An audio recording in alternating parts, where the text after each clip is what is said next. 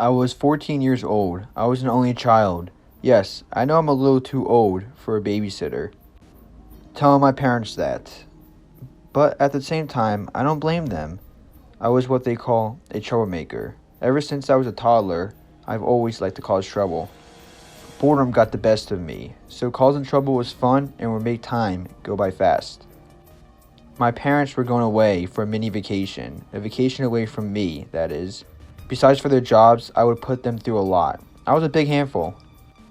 They needed a nice vacation away from home to enjoy themselves, but especially to enjoy themselves together. They both worked full-time jobs and their hours were like opposites. My mom would work in the mornings and come home at night. When she got home, my dad would then go to work and would get home in the morning. They would barely see each other.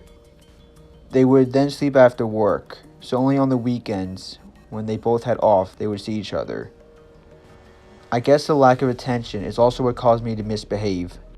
My parents left for vacation and would be back in a couple of days.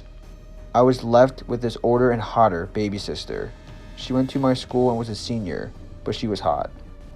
She came over and didn't really care what I did. She just told me to leave her alone and not to cause any trouble. In other words, she wanted free money. Yeah, it's whatever, I told her, trying to be a bad boy.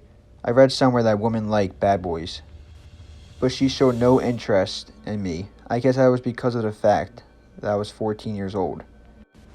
I went upstairs to my room and I heard noise coming from downstairs. When I went downstairs, I see my baby sister and a couple of her friends. She wasn't supposed to be having people over. I told her that, and then she said whatever. It's not like they're going to know. She then threatened me if I did tell them. At first, it was just a couple of people. Then, a lot more people came. It became this big party. I was for once trying to be good.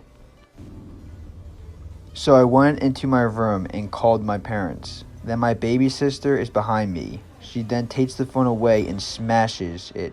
"What did I tell you?" she said.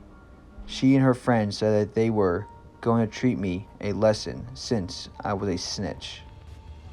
They tied me up and threw me into the closet. They would put duct tape on my mouth and I was unable to move. I could barely breathe in that closet. I wasn't able to let anyone take over my house and do that to me. What she didn't know was that the bad boy that I really was. I wiggled back and forth and the knife came out of my pocket. I grabbed it with my hands and cut myself loose. What they also didn't know was that my parents didn't trust me, which meant my parents had cameras inside of the house. So they saw everything, even the baby sister and her friends tying me up. I called the police and the baby sister and her friends were arrested for tying me up and throwing me in the closet. Since I could barely breathe, they were also charged with attempt of murder. When my parents got home, and they were so relieved to see me and were happy that I was okay.